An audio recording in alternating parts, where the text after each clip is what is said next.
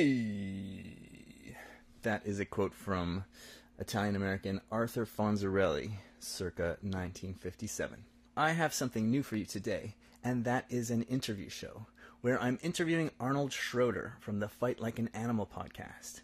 And if you don't know Fight Like an Animal, maybe go and listen to it first before hearing this interview. It is such a great show. Unlike many people in the left-wing podcast world who live in New York and have Harvard upper-middle-class backgrounds, Arnold is a guy who grew up in a cult, lived on the streets, was addicted to hard drugs, was in and out of psychiatric institutions, so he has a rich history and life experience that informs his politics and his perceptions of the world. And unlike many people who are really into reading and talking about politics, but who don't know what to do about it or are afraid to do anything about it, Arnold has a background of 20 years of activism under his belt before starting this podcast.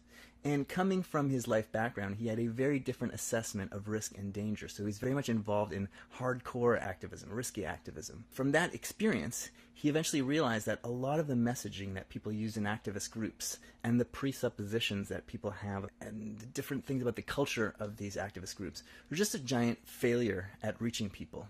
And at getting the mass participation and engagement that we need to make big changes in our society. So he started this podcast in order to reflect on all this stuff, all with the aim of understanding why our political movements are so weak, so marginalized, so divided, and so unappealing to so many people, and how we can actually reach out to everyone who's out there who wants a lot of the same changes that we want. And his show is just really marvelous. He gobbles up articles and books on all sorts of topics: psychiatry, political psychology studies, animal behavior, anthropology, and then he synthesizes it all through his life experience and his perspective, all with political goals in mind. Anyhow, enough blah blah blah. Check out Fight Like an Animal, and I'll be interviewed on that show as well, right around the same time that this episode comes out, so check that out. And let the cartoon begin.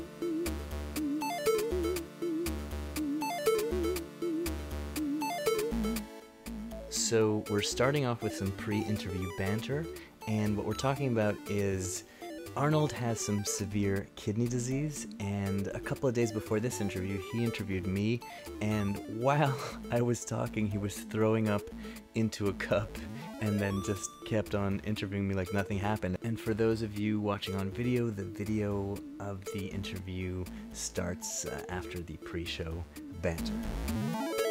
Got my coffee. All right, you got your barfing. Yeah, and I'll empty it so now. I can throw up into the coffee cup in case I have to. That's what I did last time, like right into the coffee cup, set it down on the desk, you know, just keep on going.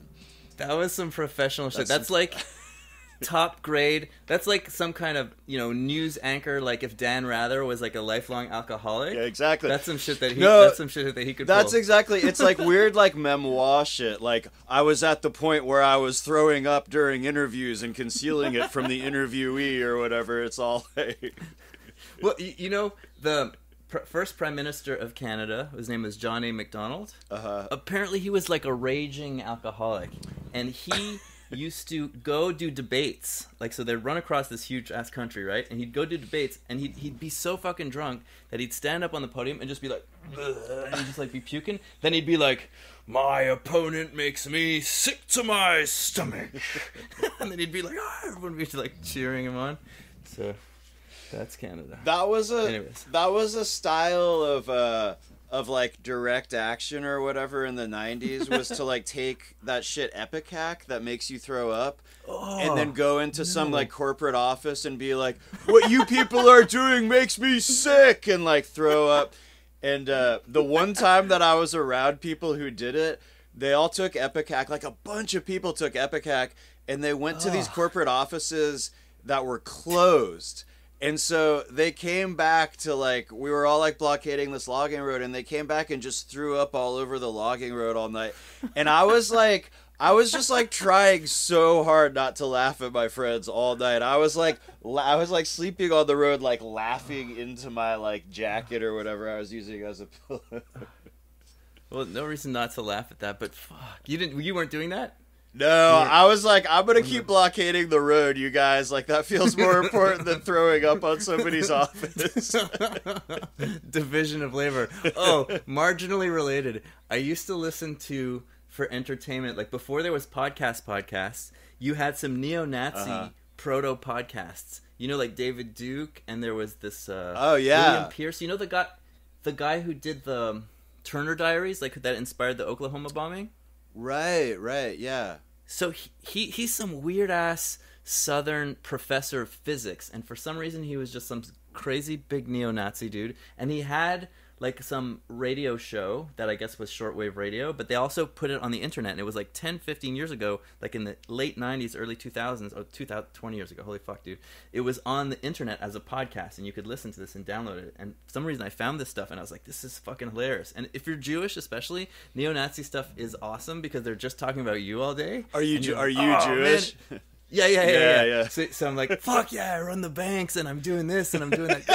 Whoa. You know, so he has one thing, and you could still, they took it all down offline, which sucks. I think I have it recorded somewhere. Anyways, he had one episode. He's like, racial differences, and he was like, we think that we're, you know, Jews are like white people, but I discovered at a young age that they're quite different. And one example of this, he talked about this MTV show called Dude, This Sucks. And then he said, it's like a prank show, right? So in one episode, the pilot episode, there are these girls who were told that they won some kind of lottery, and then they go to this show, and at the show, there's a performance by this group called the Shower Rangers, and it's a bunch of dudes who took a bunch of like diarrhea, X-Lax or whatever, and then they just shat all over the girls. Like they sprayed diarrhea onto the girls from the stage, and he's like giving an example that the producer was Jewish, and this is Jewish humor.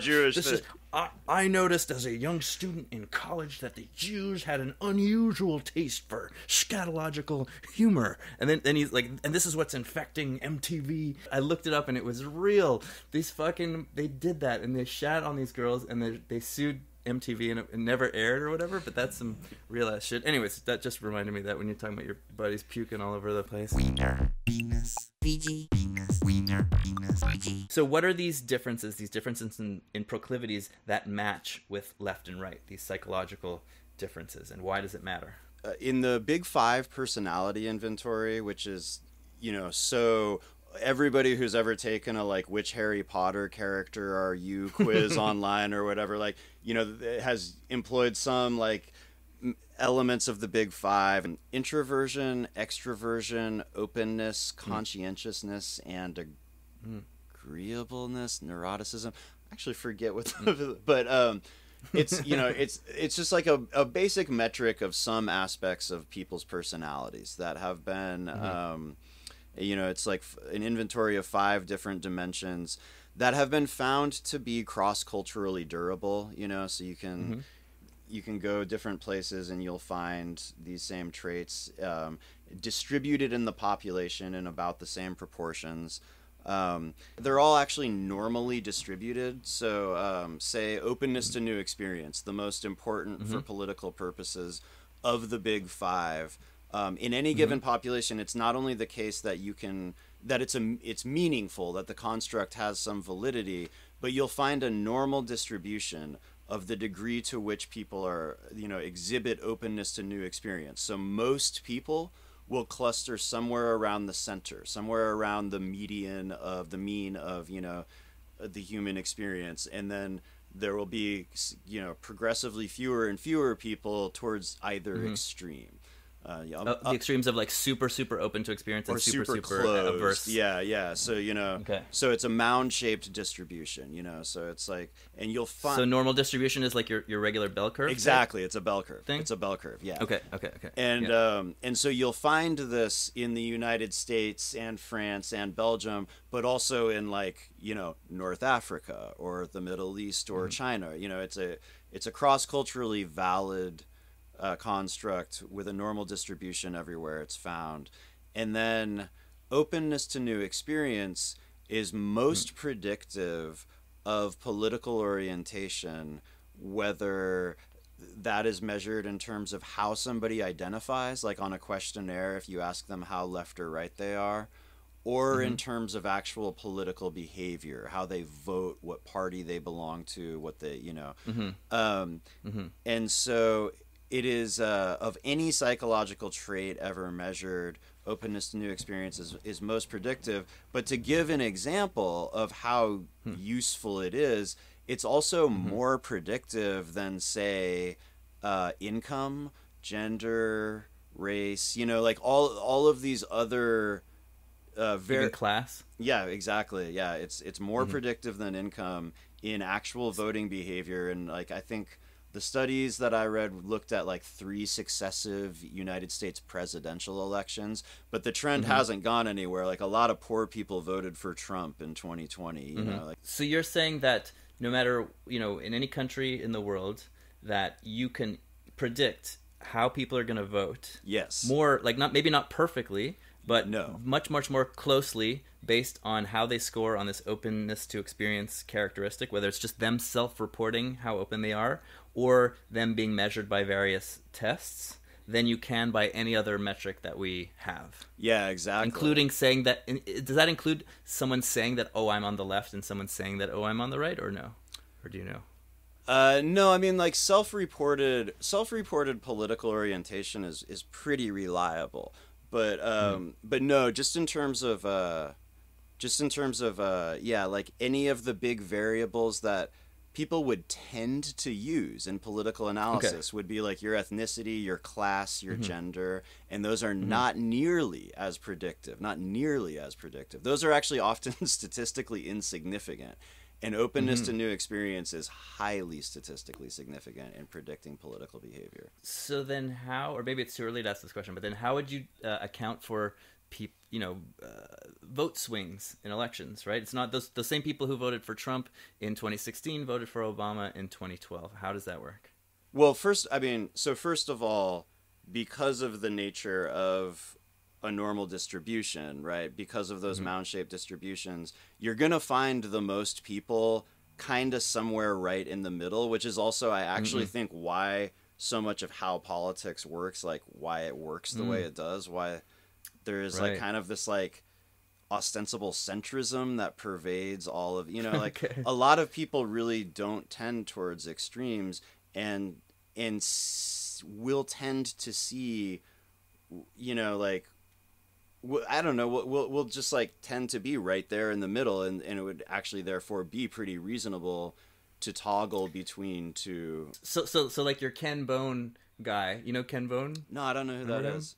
Okay, he was some dude in 2016 who, like, it was super polarized. Like, everyone's like, Hillary Clinton's the devil, or we have to vote for Hillary Clinton, and Trump's the devil, or like, that was the polarization. And then you had this dude, Ken Bone, who was like, I'm not sure who I'm voting for, Hillary Clinton or Donald Trump. I need to think about, I have to weigh their policy positions. And they made this big hoopla about him, and they interviewed him about it. So you're saying that guy, that type of person would score in the middle of that distribution of openness versus closed to experience. They'd be somewhere in the middle. And so then they are the sort of deciding voters who are like, the rest of us think are like, who is that idiot who's like flipping back and forth? That's that median person of in terms of openness to experience. Yeah, which is exactly how, I mean, and obviously, like, just to reiterate, these are all statistical constructs. So yes, like, I'm saying that person would be statistically way more likely to score somewhere in the middle of the openness to new experience scale,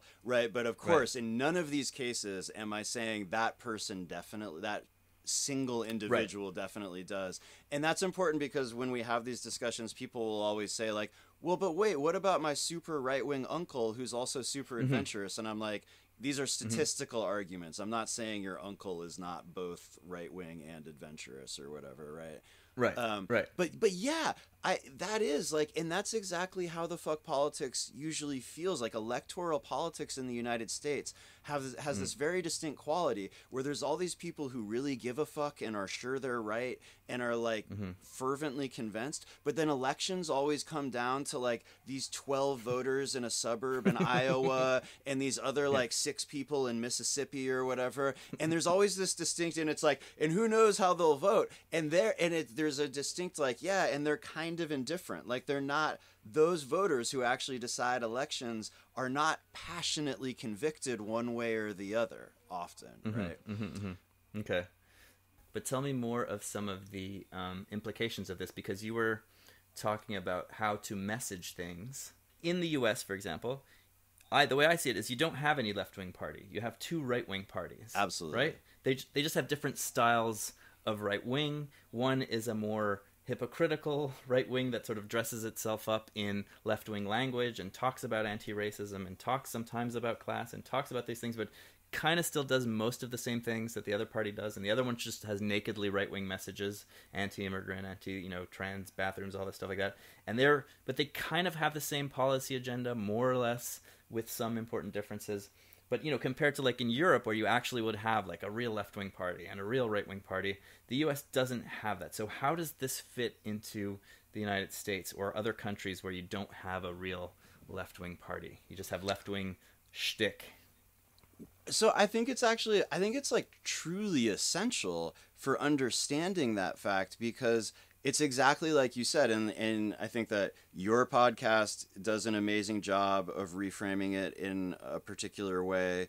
And, and there are like a bunch of other commentators who make this general point that there's not really substantial left-right policy distinctions between the major parties in the United States. They're both just right-wing parties. Mm-hmm. And that there's like, that the way that they maintain the appearance of distinction or conflict is by invoking what's often called in the podcast landscape like a culture war sort of like, dialogue that is like described as distinct from the actual, and it is distinct from the actual like policies of these two entities.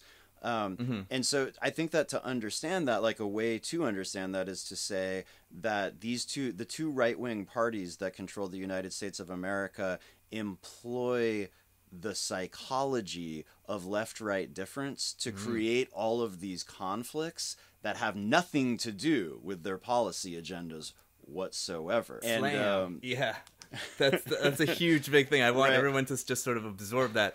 And I guess I'll reframe timpani. I'll reframe it too, because I'm going to definitely be talking about this, but this is a huge important concept. So let me know if I'm wrong in my rephrasing of this, my paraphrasing of it. But basically what you're saying is you have two parties, because you'll say, well, yeah, but in the U.S. there's no real left-wing party, but you still have this polarization. You still have people who always vote Democrat, people always vote Republican. There's people in the middle. And you're saying that these parties, the politics in the U.S. is not about actual left and right. It's just about the parties have figured out how, like the psychologists and the PR people who work for these parties and the advertising people have figured out how to press the buttons of those people who are receptive to right-wing language and those people who are receptive to left-wing language, and they sort of jump on those people and message those messages to them. The Democrats message to those open to experience type people, the Republicans message to those closed to experience people, and that's why you have the voting distribution you have that matches the same thing it will have in Europe when you actually might, in a country where you actually might have a left and right wing party, even though there's no content to the difference. Although there is some cultural content, but there's no economic content. Does that make sense? That's exactly what I'm saying. Yeah, and so understanding the psychology of left-right difference, I think, is essential for figuring out how to deal with the machinations of these two parties, right? To understand how we're being manipulated. So I would say that you and I have a common project that sort of this relates to, in that we both want to figure out how to message to a broad group of people. Like I constantly, and the reason I started my podcast is because I would meet people who have left-wing policy goals. Oh, we need to put more money in, more rich people need to pay more taxes. We need to put more money into our healthcare system that's falling apart. Education should be free. It can even be cultural stuff, like they're very anti-racist. But then they're going to turn around and vote for the right-wing party. And I'm like, what are you doing? Why are you doing that? So what you're saying, and I think, it makes sense, is that these parties have figured out how to message that to that person has certain proclivities that might make them more susceptible to like racist messaging, to anti-trans messaging, to certain kinds of freedom messaging, certain kinds of messages that resonate on what we know as the right, even though it's just not exactly the right. And other people will resonate with the messages that are effective with the left. And so what we can do is figure out ways to communicate with those people that matches their proclivities, but that still has a policy goal that we're interested in, like saving the environment. So you're saying there's a it's funny, I shouldn't call it left-wing or right, but there's an open-to-experience way of messaging anti-racism, and there's a closed-to-experience way of messaging anti-racism. There's an open-experience way of messaging pro-environment, and there's a closed method. And this makes sense, because if we look at politics 100 years ago, those same people who today are voting for Donald Trump all the time and these right-wing politicians were socialists or proto-socialists. Like they were, Thomas Frank always talks about these, in Kansas, all these populists, and now that state is a super Republican state. But it's the same people. It's not like there was a giant exodus and everybody moved out of Kansas and moved to California and vice versa. That's the same people. So it's just, in the meantime, these PR specialists have figured out how to prey on those different subsets of people. So what we both sort of want to do is figure out how to get past all this garbage and all this, in the social media era, we're in this like serotonin button pressing receptor, geniuses. Like these people who are 24/7 are just working on, how do I get your serotonin receptor to respond to this? And we want to sort of bypass that and get actual policy messages across to people. So how do we do that? How do we fix the world? Talk some more.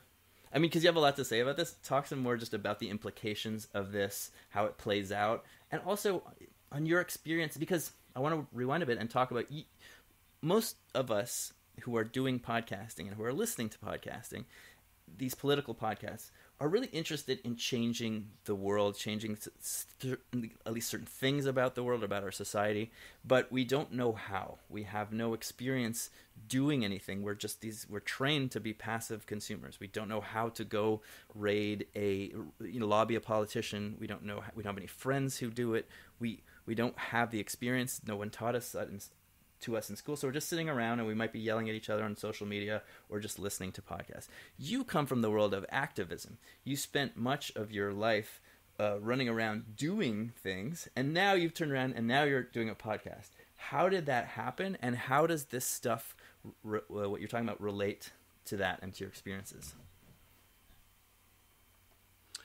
Yeah, I mean, I think that I really came from this place for so many years where I just kind of thought, like, I don't think that our core theoretical assumptions matter all that much. I think what really matters is that we find, is that people go out in the world, find points of convergence in the perspective with other people that form the basis for shared projects, right? Mm-hmm. And I was like, I don't have a theory or a political platform that's like really broad that I need to share with anybody. Just need to figure out what we agree on in this moment to go do a thing. And so like we may disagree on environment, but we agree on healthcare, so let's just work on that. Or we might disagree on immigration, but we agree on environment, so let's just work on that. Yeah, and certainly, I think that, like, in practical terms, what I encountered was, like, we may really disagree about whether human nature exists or not. We may disagree about whether evolution plays a role in our behavior, but I was kind of like, but who cares, right? Mm-hmm. Like, let's just go blockade the logging road, right? And at a certain point of watching the kind of like core assumptions that people had about the world, how that actually played out in our political decision-making processes, how various constructs that people were inhabiting really, really influenced and impeded our ability to just do things, to win, to achieve victory. You mean in your activist groups? In my activist groups, yeah. I got to a place where I was really like, I actually do think that theory matters. I think it's actually really important to have, at least in some cases, like I'm a radical pluralist. I want to work with people who have very different perceptions, but I think that there are some core assumptions and narratives that are really present within the like organizing world that I was inhabiting that are destroying our ability to achieve anything, and that they actually really do largely come out of this like discomfort that people have with the idea of human nature and innate variation between people. So give me some examples. Well, finish what you're saying and then think about giving some examples of how that played out that really made you start thinking this way. Well, I mean, yeah, I'll dive into that, which is, I mean, I think that a central thing is that everything that we're doing when we're doing politics, when we're trying to achieve some political end, is very centrally wrapped up in asking ourselves the question, what do we have in common with who?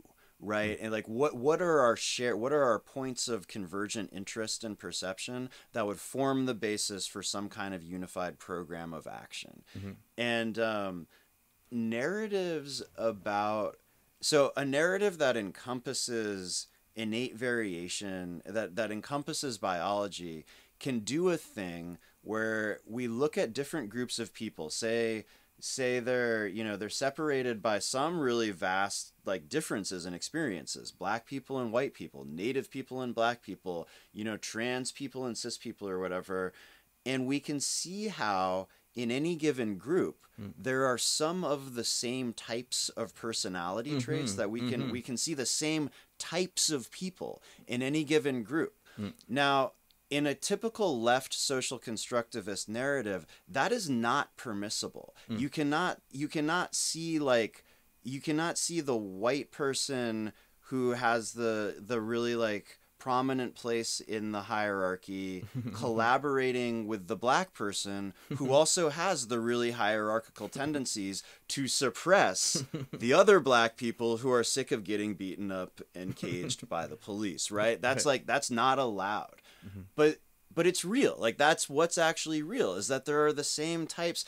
And it's weird, like, interestingly, the global right is actually getting much better about this, about acknowledging like that, like there's a lot of nationalists who weirdly understand how similar they are to other nationalists who have like totally, who come from somewhere totally different, but they see how they're like basically the same type of people in different cultural contexts with very similar objectives and perceptions. So would right? You mean like some kind of Islamic fundamentalist person with like a Christian conservative person sort of thing? Exactly. Yeah. Exactly. They're the same motherfucker, right? They just they're just from different places, and weirdly, like some of those people are really starting to understand that and make alliances. But in my experience of like the type of politics that I do, that's taboo, and the lack of that understanding has really impeded, in moments of like, particularly in the big conflict moments. It's like the uprising, it's up against the wall, it's time to decide, are we taking this to the next level? Oh, we could all go to prison or die. There is always somebody who finds a person within an oppressed demographic and says, this person represents the perspective of people who are like oppressed or disadvantaged in this way. And they're saying that we shouldn't go fight the police, so we shouldn't. Right. Whoa. And yeah. But like, if you have a biological, if your understanding of the world encompasses the fact that there's the same type of people in every population, you can say like, well, all of us from all these different populations who share this set of perceptions, this set of basic tendencies and these common interests, we're going to do what we're going to do. And y'all who don't can do what you're going to do, right? But what I've actually practically seen in organizing is that social constructivist leftism just can't do that. And that's a real problem. This has a parallel to something that I'll be recording stuff about really soon, which is that you have members of different upper class communities, like whether they're black, white, trans, cis. Yeah. And they all think that, oh, I represent black people, I represent cis people, but exactly. They all just represent upper middle class people and their managerial prerogatives and their managerial culture. And, they all sort of come from the same place in terms of they're being groomed to be the next generation of owners and managers and professionals. But they think that they represent this rainbow coalition, but it's just kind of one tiny sliver of class and the culture. So you're saying that stuff, but this is actually about inborn personality types. That's really interesting. It's something you said also, reminded when you talked about different nationalists sort of coming together. We were talking earlier about proto-neo-Nazi podcasts, and David Duke had this proto-podcast, like before podcasts were a thing. He would put on his radio show on the internet, and he was always going off on how he loves and respects not loves, but he wanted to emulate the right wing of Israel. Like the way that the right wing of Israel sees their demographic war against the Arabs, and the way they see, identity and Jewish people versus non-Jewish people and stuff like that. He was like, this is why we have to, as white people, we have to do this. Like, this is, and he's a fucking Nazi. If you listen to that show, everything, and it was a very creepy show because, and this was like 10, 12 years ago, he would bring everything back to the Jews. Well, if you think that there's too much crime and that black people, if you hate black people, you actually hate Jews, because Jews are the ones that are allowing all the black people to do this because somehow they're affecting the laws. If you think there's too many Mexicans and immigrants, well, it's the Jews who lobbied to let in all these Mexicans and immigrants. If you think there's too many black people, it's because the Jews were the slave traders that blocked that. Like, everything was about Jews. He fucking hates Jews. He blames Jews for everything. But he loves the right-wing Jews, and he wants to be them, right? It's this wacky convergence. So it totally ties into what you just said. Can you give me some examples of, like the hierarchical person from one group and a hierarchical person from another group sort of like converging to fuck over everybody else, or something like that you've seen, with your own eyes? Yeah, I mean, I think that a time that it really hit me in a really profound emotional way was at Standing Rock during the pipeline resistance there in 2016. I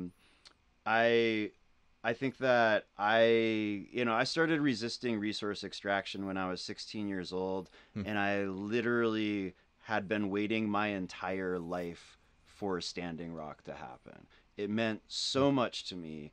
And when I went there, I worked so hard to make it the most effective thing it could be. And I saw a truly revolutionary potential. And I know there's a little bit of a subjective element to this kind of thing. When you're really in the midst of an uprising, it feels like truly anything is possible. And then if you walk away from it, you're like, oh, maybe the world is actually kind of mostly staying the same or whatever. But like, I really do feel like almost anything could have happened as a result of that process. And what is so noteworthy about what actually did happen is that the exact same political disputes and dynamics played out there among Native people that play out when black people are resisting police violence and when white people are trying to, like, the same types of people were present, making the same arguments and having the same debates. And so what ultimately happened at Standing Rock was that people associated with the tribal governments and the other kind of like really, like the people with something to lose, let's say, let's just call it the people, like you're saying, like the people who are like the middle class, the upper middle class people who just kind of do have the same tendencies wherever you find them. Those people actively worked to suppress the more militant tendencies that were present in like the rest of that encampment.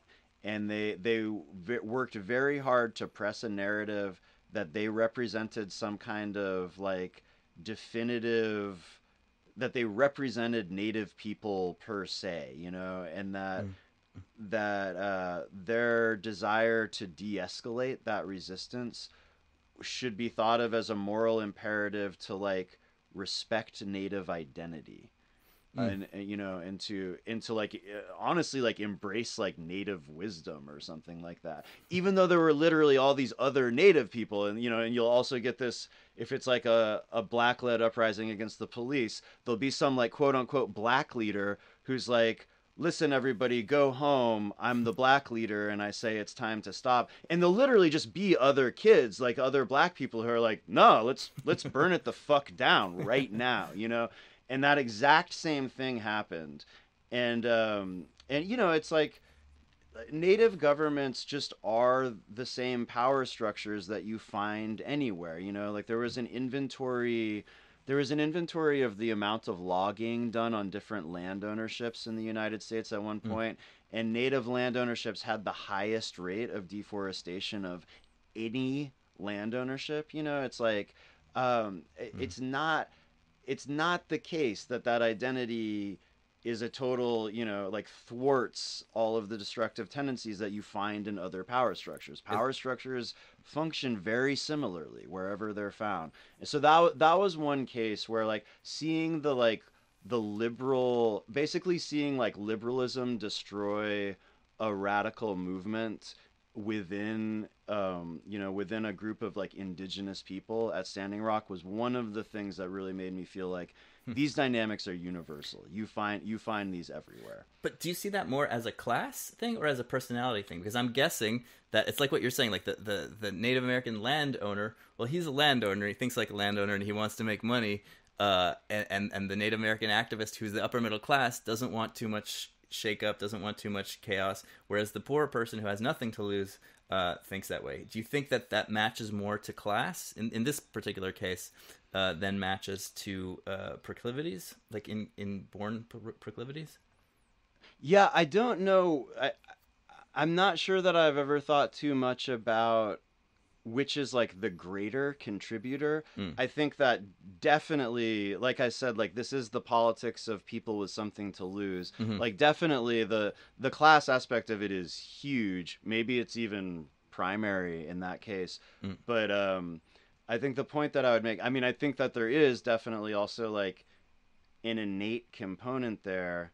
And I think the point that I would make is that the left social constructivist way of looking at the world, where supposedly different identity groups all like share perceptions in this weird, like it actually tends to really erase differences between people in this weird way. And like you mean within identity groups, they all share certain perceptions. Like when you're saying like an academic thing, just to explain to the audience, like the trend in academia, and especially like in anthropology today, is like, oh, well, you'll never understand, as a white person, you'll never understand the experience of the black person. Oh, and don't even try to understand the hunter-gatherer, this tribe, and that tribe will never understand the other tribe. Like, no one ever understands each other. We're all just a giant Tower of Babel. We're like different alien species. Every culture is its own extraterrestrial species, right? That's exactly right. And so, like, but what is so weird, all of these anti-human nature constructs ultimately end up contradicting themselves at some point, because what's so fucking weird about that is that it starts out from this place of epistemological humility, like don't assume you know what other people are experiencing, but then so quickly, in order to do that, to be like, you'll never understand the experience of a black person, what you end up doing is making groups of people monolithic. You end up, it requires that they have more cohesive perceptions, that different sociological categories share more of a perceptual overlap than they actually do. So you end up negating the real interesting, meaningful differences between people in the course of supposedly embracing a framework of like real humility about, understanding how different everybody is or whatever. And you're also, you're also kind of generating racism in the sense that you're making cultural categories into incomprehensible others. So then instead of thinking, well, as humans, we have more in common with each other than our cultural categories as man, woman, black, white, cis, het, we're like, no, cis is one category that is like set in stone and in rock, and black is a category. That's racism at the end of the day, isn't it? Like, I mean, that is my very, very fervent contention, is that the power structure can only exist by dividing us. And it used to do it by saying all these different groups are just different and we shouldn't try to understand each other or try to get along. And then at some point, critical theory and academic leftism came along and did that job for them. And went back to the racism, the 19th century racism. We should all feel really bad about racism. And by the way, we can never understand each other and we don't have anything in common. And it's the exact same thing. And it comes... And it's funny because this is what I'll be talking about, is it comes from a great place, right? It's like you're saying, it's important to have that humility of like, I don't, because anthropologists used to run around and look at other people and say, oh, just at first glance, see them doing something that we don't do, and you're like, oh, that's stupid. They're a bunch of idiots. Like, they're hunting and gathering because they're dumb and they don't have all the great technology that they have, or they do this practice because they're dum-dums and we're so great.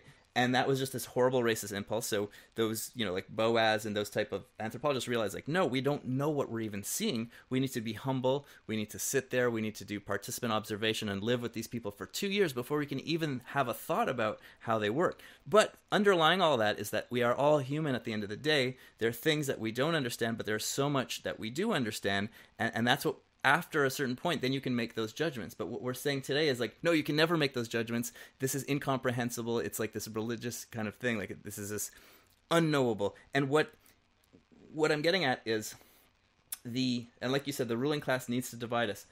When any good idea, like this humility, for example, or anti-racism, or the idea that people should control the industries that they work in, like the idea of democracy, all these great ideas go into the academy, get filtered through these upper middle class people, and then come out as a bunch of shit, right? So the idea of the free association of producers and worker-controlled industry turns into the party and the politicians control everything, right? Once it goes to that intellectual class. And then all this anti-racism, which is just so important, goes into the academy, and it just becomes racism in another name with left-wing language. Like, this upper middle class just really absorbs things and then shits it out in this like disgusting, poisonous form. And it's really important for us to distinguish between, like, for example, respectful language.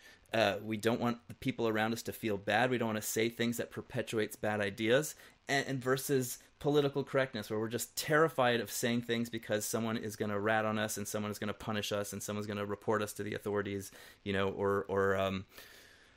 anyways, yeah. So yeah. Yeah. I mean, I think that's exactly, like, hierarchies always assimilate anti-hierarchical narratives and use them for their own maintenance, right? At one point, being a Christian was a radical statement of challenge to the Roman Empire. Yes. And then at another point, the Roman Empire itself enforced Christianity, right? And it only took a couple centuries. And likewise, all of this stuff that is now being used to totally destroy movements and negate their ability to achieve anything came out of a really good place in terms of intentions, at least in like early 20th century academia. Like, it's all perfectly valid in its core motivations of like always being willing to question how much you really know about any other person who's had a different set of experiences. That is obviously just a manifestly good thing, and we should all try to do that all the time, right? But they somehow managed, and so, like, my point about that is that those academic constructs that started out with really good motivations and are now so central in our culture, like, so many people who are like arguing about like identity and oppression and whatnot on social media are using what were originally academic constructs, even if they're not familiar with that, like, they don't know that line of descent at all. But, like, those things evolved the way they did because early 20th century social scientists were unwilling to deal with human nature. And so, like, there was these big theoretical debates, and there was a lot of, like, the people who were arguing for human nature would tend to look at universals. They would tend to look at things that people had in common between groups, right? And so this other camp would tend to like emphasize exactly this point, like, but how can you really know anything about anybody else? Are you really sure you know anything about this other group? Since we've had different experiences, maybe you can never know anything about these people. And it was motivated by really, like, solid, like, egalitarian principles and a sort of general humility. But it has been used to essentially, like, keep us divided. So you're saying that, like, if Franz Boas, for example, had realized, well, the reason that I believe in a universal human nature is because we have some fundamental biological universal human nature, it might have avoided sort of that pitfall. He kind of left it open because he didn't want to talk about biology, because biology is so associated. And it really is. I mean, there's good reason why we're skeptical about biological explanations, because the Nazis, because colonialism, because imperialism, right? All that stuff was based on biology, and that's where all that language comes from. And even in the 70s, when sociobiology came out, what's his name, E.O. Wilson. It was all about basically women belong in the kitchen. That was where all this stuff came from. So we have to be skeptical about that stuff. But by just leaving that wide open, we're just letting all the right wing run away with it, and we're ending up with stuff that's incomprehensible and that makes no sense, and that lets the fake left, which is the right in disguise, the ruling class, the liberal ruling class, steal all of our ideas and turn them into garbage. And one thing I noticed, though, to bring it back to class a little bit, is I've noticed in circles of activists and PC type people is that those people who are really into that stuff, but they are lower, they're poor, they're way less shitty about it. They're just, they speak those words, they learn because they learn that stuff young, but they integrate it into a healthy way that they're just like, they're not going to shit on you for saying the wrong thing or having the wrong haircut or whatever in public. They might take you aside and talk to you, and they're really good about it. But then you see those real fucking lunatics who are, the vampire castle people, right? Like those people who just want to terrorize everyone. Those people are always upper middle class. There are some people who are like poorer who like really glom onto that because they have that lust for power and control, and they're just kind of evil people. But just the poorer people from more humble backgrounds, have such a healthier sense of PC, and they exercise it in a way that's much more constructive than the upper middle class, who tend to be more of the terrorist types. Although I do see there's also that personality type that exists, in the different classes as well. I wanted to go back a bit, and when you talked about the revolutionary potential of Standing Rock, can you talk about that a little bit? Because that's pretty interesting. What do you mean by that? What do I mean by that? I think that some of it is simple, like I saw a sufficient mass of people with a sufficient level of motivation to confront the power structure that it's usually very clear to me in context of resistance that ultimately there's a lot of like power on the other side that we just don't have. And in that case, that wasn't clear to me, like early on in the resistance in August, before it even really kind of got, before it was even really in the news or like had a high profile for most people. I would say there was a conversation that my friend overheard between two police where one of them said, I don't think there's enough police in Morton County to deal with this. And the other, that's the county we were in, and the other guy said, there aren't enough police in North Dakota to deal with this, right? And he was right. Like, ultimately police came from many, many places. But that's interesting because, then they weren't all those other places. And there was this real sense, it's like maybe you guys have the resources to guard this one pipeline. I wrote a piece, I wrote my like post Standing Rock piece like 6 months later. And one of my like pithy phrases was, they had enough police to guard a pipeline, but not the United States of America. And there was this real sense that there were thousands of us there, and they concentrated literally all the like resources that they could muster from many states into this one tiny area. And that was what was necessary to keep us out of that one tiny area, literally like the path of the pipeline construction. Wow. But my point was that with that level of momentum and tactical energy and that many people and that much of I think the most important thing is there was this like place, we just like reached a place of resolve where people were really truly willing to fight. We had such a legitimate potential to kind of spread out from where we were all camped and to begin a massive sort of just like fight with fossil fuel infrastructure and with the infrastructure of this entire society and with the power structure that it serves. And, so like, for instance, when I came to Standing Rock, I had been traveling around organizing train blockades, like oil train and coal train blockades for a long time. And there was a sense that we could start leaving camp as like, sure, the 400 police that they gathered from, everywhere from like Minneapolis to South Dakota could guard the path of pipeline construction, but we could have started shutting down the train system, shutting down the highways, shutting down the cities, and it really felt like such a legitimate possibility in a way that I had never experienced before. Um, and yeah, so I guess that's really what I mean when I say I feel like there was revolutionary potential. There was a phase in kind of like late November as things got really intense where people started talking about kind of like what the limits to the conflict were for them, like what they were personally willing, like what consequences they were personally willing to endure. And it turned out that a lot of people were totally willing to go to prison or to die. You know, it was like a real moment of very unusual potential. It just really was. And who were the kind of people getting involved in this? Like, were they from all over the place, from different backgrounds? Like, where did they come from? Who was, there's a big movement. Where did everybody come from? What kind of people were there?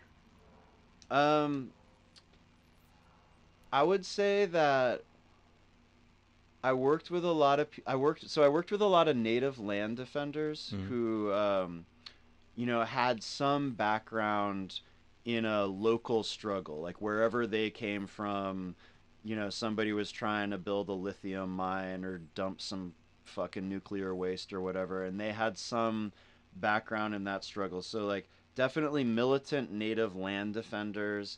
Also a lot of native youth who just didn't have that kind of struggle background, but who were kind of like, I don't know how to put it, but like they're the same kind of like troubled youth that you do sort of find everywhere, like Yeah. they were just like, and then like a lot of like just sort of really grassroots people who were like, I was working a job and like living with my wife and my kid, and I saw this happening and I just figured I'd come. Hmm.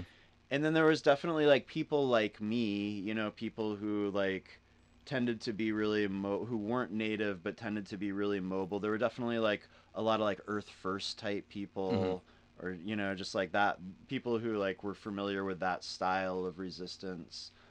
um but yeah, like what I really found, because I would hitchhike when I was around there, like to go like send off stuff to the internet or whatever. So I'd end up in a lot of people's cars Mm. who were camped at Standing Rock, who had just shown up from wherever.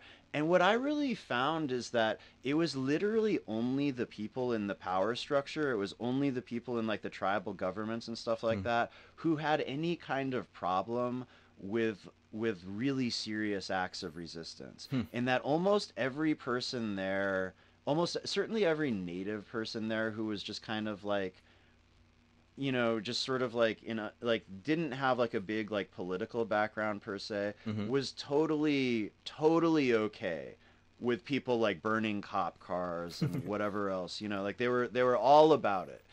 And that it took a long time for the kind of like liberal power structure narratives to really like take hold and suppress our resistance. But when they did, it was the exact same liberal narratives that suppress resistance everywhere. How do you think that happened? Because obviously, if you're looking at any given native population, those upper middle class people are going to be a small sliver of the, a small chunk. So how did they manage to dominate everybody else in that way? I really wish that I had a better answer to that question than I do. Mm. I've thought about it just like a whole lot, and yeah, I don't know. I don't know why those narratives have this enduring psychological appeal that they have everywhere. Why when somebody in a position of a certain kind of prominence says that we should de-escalate, that so many people are willing to listen. Is it because that person's respected in the community for other reasons? Like, oh, they did this good thing and they did that good thing, so I trust that person? Is it that they look like they know what they're talking about? Is it their age or the way they stand? Like, I don't know. I'm just spitballing. Oh yeah, no, it absolutely does come out of like it comes out of their social status. It comes out of the perception that people have that they are a leader Mm-hmm. or like a prominent figure of some kind, and that they should be, it's like They know better. intrinsically valid for them to be like determining what a big group of people does. Mm-hmm. Mm-hmm. And do you find that the people who ended up obeying and backing off, did they and the end of the day feel like, well, yeah, we did the right thing. Like, yeah, I obeyed that person and that ended up having the right result, even though, it wasn't exactly right. Or do they regret it and they're like, oh, fuck, why did I do that? I think there's a range of perceptions, but yeah, I mean, I think a lot of people do feel, I think a lot of people felt like they had their hands tied, especially I would say white people who came to Mm, show support, right? For right. instance, there was that really, I think, crucial moment. I think when we basically lost at Standing Rock Mm, was in December when the veterans showed up. Like this very large contingent of veterans showed up, mm. and at first it was like they were like, we're gonna battle the police, they were like, we are here, like this is unacceptable and we are here to help. And we have military and skills. Yeah. and we, yeah, exactly, and we know how to do that. And then, as much as I think some of them understood, some of them would have felt exactly the way that I'm describing, that they would have felt like this is the same kind of like, this is the power structure doing the same thing that it always does. I think that because the power structure, the native government, was able to say, like, as white people, you need to listen Mm-hmm, to what mm-hmm, I, mm-hmm. as the native leader, am saying. I think they felt like their hands were tied. Yeah, I think that's makes it's sense. really hard because it's like if like literally like the if the president of the like the native council, the elected native council, Mm-hmm, is on TV saying these white people are not listening to us native people, mm-hmm, it kind of doesn't matter if the like 25-year-old native kid in the camo mm-hmm, is saying, well, I'm native too, and mm-hmm. they're doing what I want, Mm-hmm. like then the power differential is really like, people know that they're going to experience more consequences from being disagreed with by like Mm, the right. tribal chairman than by the scrappy native land So defender. you think it might also have something to do with, well, if I persist with this, despite what the person, the respected figure in my society is saying, that I could have some social repercussions later. You You'll don't get know. canceled. Yeah, Yeah, totally. you get canceled in that without like, yeah. And also, military people, I guess, are used to listening to authority and listening to commands from the top, right? So, Yeah, I mean that's true, but it's also true that a lot of people exit the military deeply skeptical of mm, the mm, power structure that they serve. true. That's a real thing. Yeah. Okay. Oh, this is super interesting stuff. Okay. Can you talk a bit more, or is there anything more to say that's just about the groups that you participated in and some of the types of cultures of the groups that you participated in, and some more successful or less successful? Like, do you have experiences with what really was working and what wasn't working and why?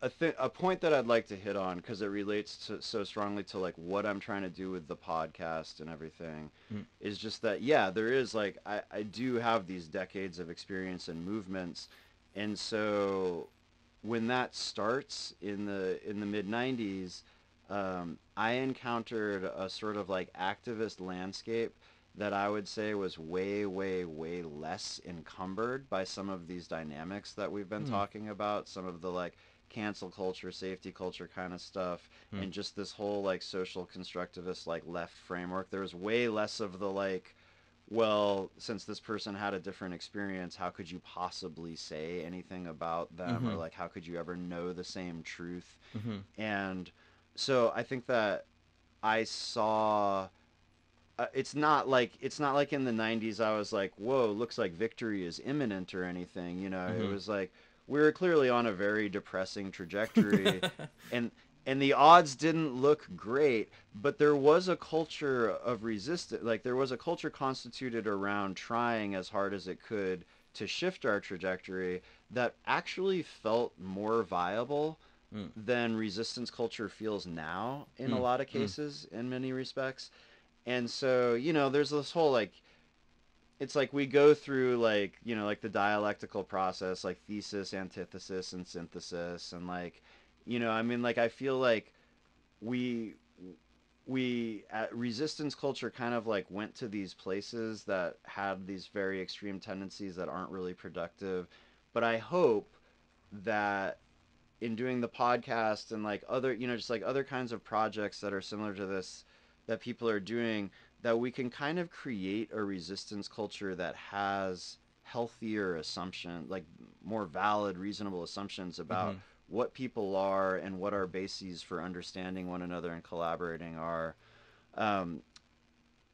But yeah, and like another thing that I experienced back then that is less common now, I think was like, I think like a more like cohesive synthesis of the more militant tendencies with the more like institutional approaches to political change. Environmentalism was very much like these weird kind of parallel tracks of like, let's go to the forest in masks and like with pickaxes and like destroy this road, and but like simultaneously let's do administrative law and like let's write an administrative appeal of the timber sale that we're blockading and try to stop it that way. And there'd be like this very like tight like sort of like synthesis there where it's like literally the same people were doing these things. Like I wrote administrative appeals of timber sales and destroyed logging roads, and like so you're saying this was happening beforehand, but it's not now.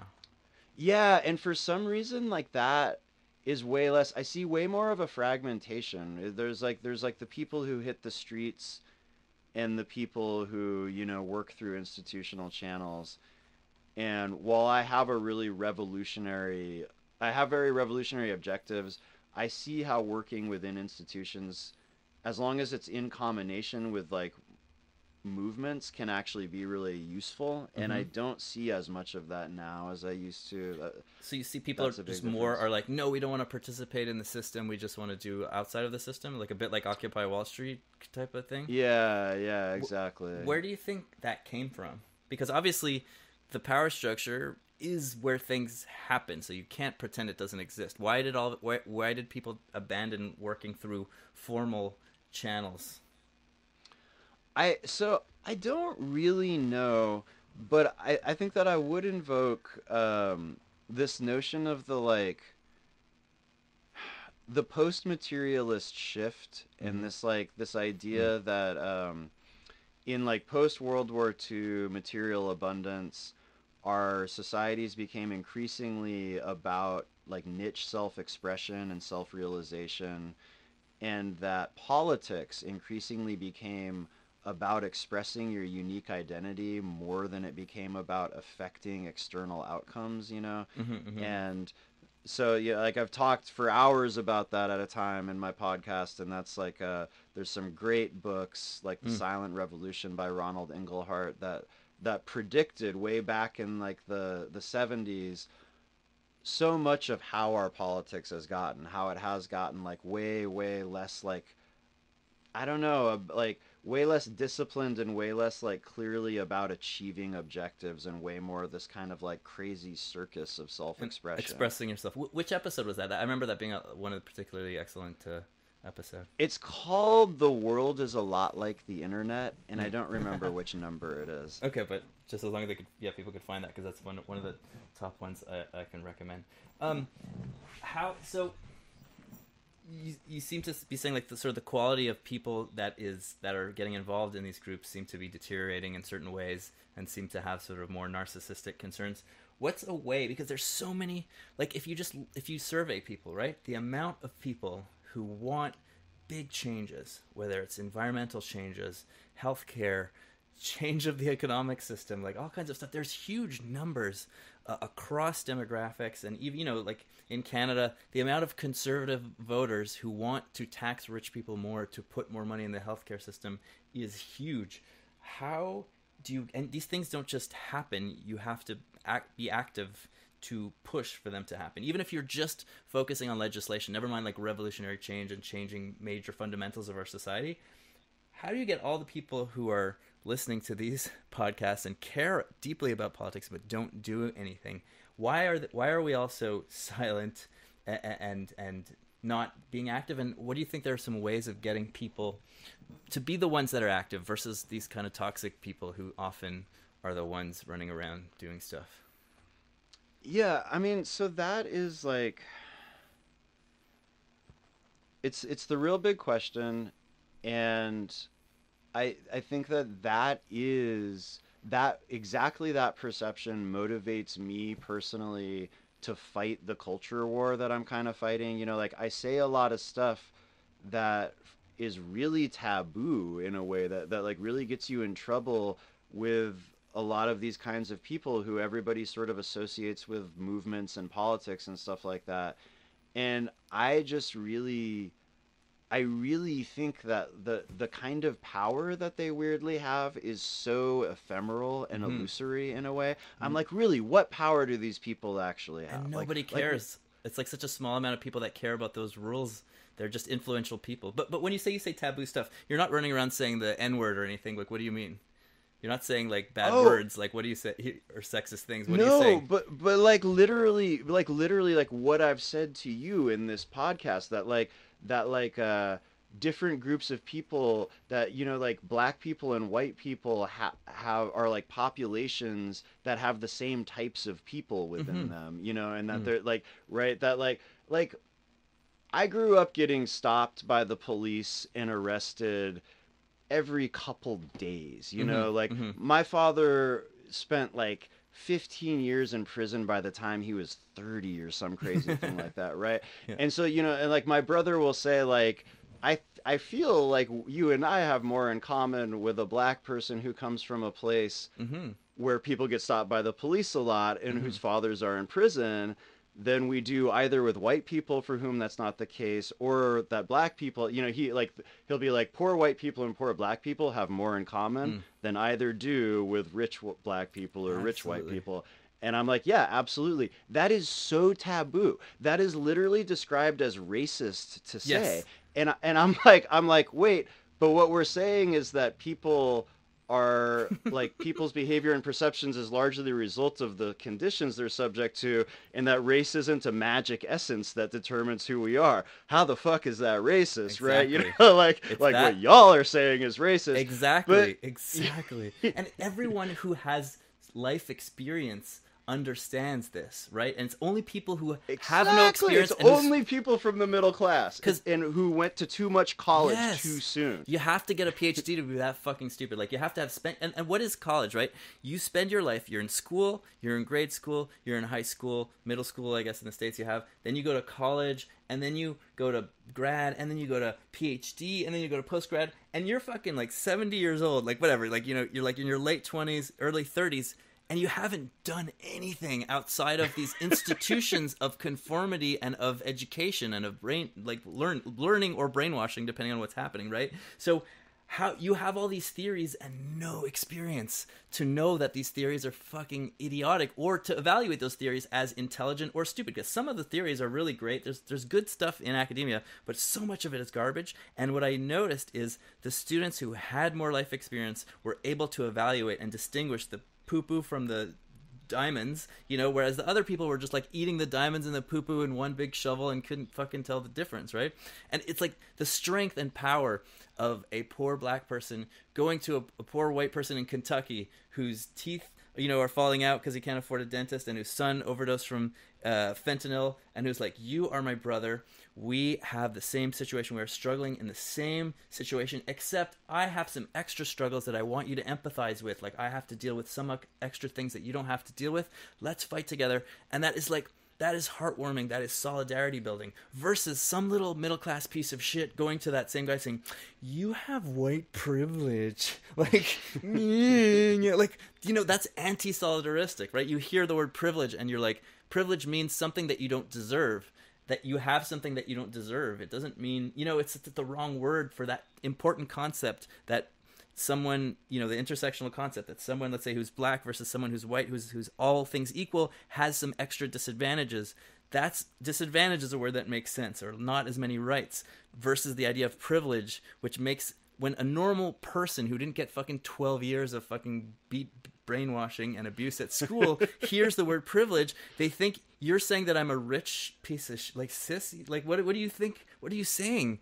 You know, and no one listens to any of this shit. And this small group of people is running, and only 30% of people even have a college degree, never mind a grad school degree. And there's a huge gap too between bachelors and masters in the level of indoctrination of stupidity that you are assaulted with. I recommend everyone read the book Disciplined Minds, which I'll talk about in the future. Anyway, sorry, I'm going off on all these tangents.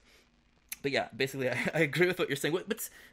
While we're at it, you didn't go on to do a grad degree. You just went to college. And that was recently, a few years ago. So is there anything interesting to say about that? Why did you go to college? Why did you not continue?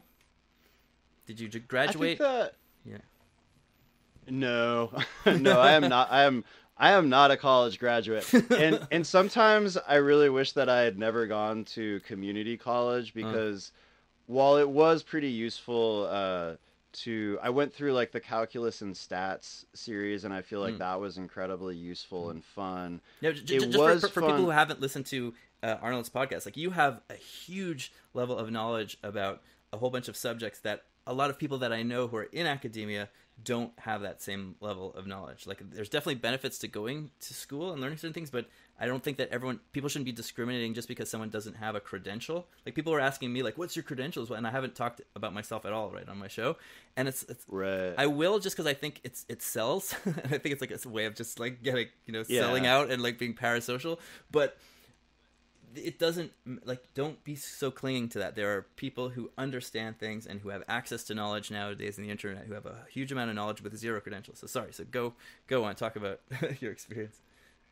Yeah, I mean, like, no, but I just kind of regret it because like I've spent, starting when I was 17, I started reading scientific papers when I was 17, and I've never stopped. So I've accumulated like a decent breadth and depth of knowledge, and I used to take such inordinate pleasure in having really academic conversations, and then at some point dropping in with the like, I dropped out of 9th grade and never went back, and like I kind of wish that I could still say that. Oh no! And it's not like the time I spent in community college makes any difference. Like my podcast would be no different if I hadn't done that. But you sold out. But I sold out. I mean, so the experience was, like I said, I dropped out of high school, and the activist milieu that I entered as a teenager, the like Earth First forest defense thing at that time, really did have this emphasis that was like, about challenging resource extraction on federal public lands through the institutional channels, which required knowing a lot of science and like reading up on a lot of law and science.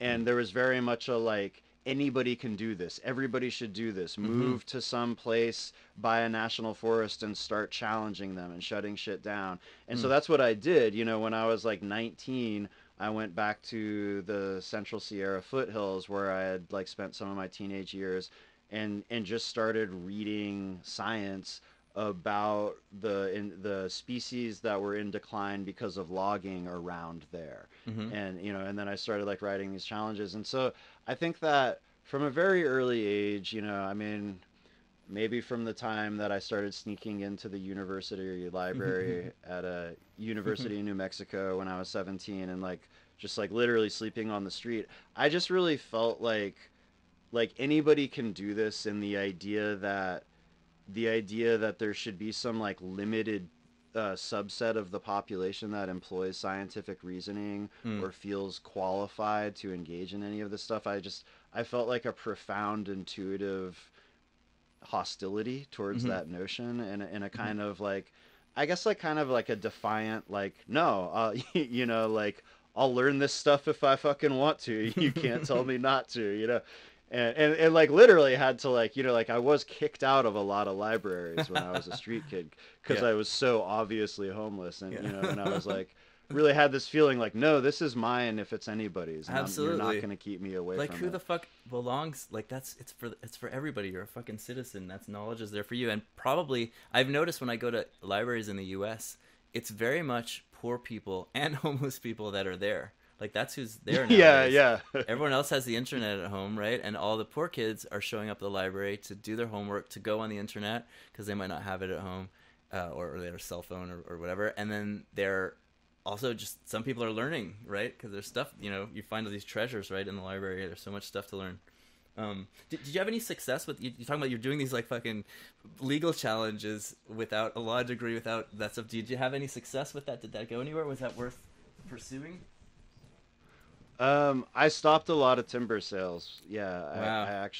I won more than I lost at the administrative level, and then some of what I did formed the basis for lawsuits that Mm. were also successful. So if you couldn't get into a favorable administrative decision, the administrative process was necessary for the litigative process to occur as like a Mm-hmm. requirement to Right. sue. And so, You have to go through it first. sometimes what I did was just necessary for a lawyer to shut something down To later do on the in the next. process. Did you ever collaborate with a Yeah. lawyer, saying, "Okay, you do this, and if it doesn't work, then I'll step in"? Was any of that? Oh yeah, yeah, and I would like write affidavits for cases and stuff Mm-hmm. like that. Yeah, yeah. Amazing. Uh, yeah, but like what that actually achieved is so environmental law is such an amorphous realm, and like with Forest Service timber sales, it's like you can stop some project, but they can literally just conceive of some project to log the same place Right. the day after you're in Right. court, Right. you know, And they have. and so Yeah, that's the problem. Is in the people that we're against have so many resources too, and they have teams of people whose job is just 24/7 finding ways around all the rules. Like that's one of the reasons I emphasize the need for economic equality, or at least some kind of relative economic equality, because there's only so much lobby. Like even if you make like $500,000 a year, there's only so much lobbying of your representatives that you can do. But if you make $1 zillion a year, you can hire an army of people whose 24/7 job is just to lobby those people. Like there's no contest. There's just like some freak out in the woods who's doing administrative challenges like whereas the other team has like a fucking army of full-time. Literally, that's all they do, right? Yeah. no, totally. And I mean, I think that ultimately in my life, experience has. I think that I was honestly more willing to entertain liberal notions of social change when I was like a 19-year-old forest anarchist than I Mm-hmm. am now, Mm-hmm. just because of the experiences like that I had, where I Mm-hmm. was like, okay, like we can use this combination of legal processes and direct action to like affect these outcomes, and then over and over again, I saw that my opponents were just utilizing different forms of power that were much, and I, became much more of a fundamentalist where I was like, we have to challenge these people in really core ways because they will always do this dark shit that we're not doing to win.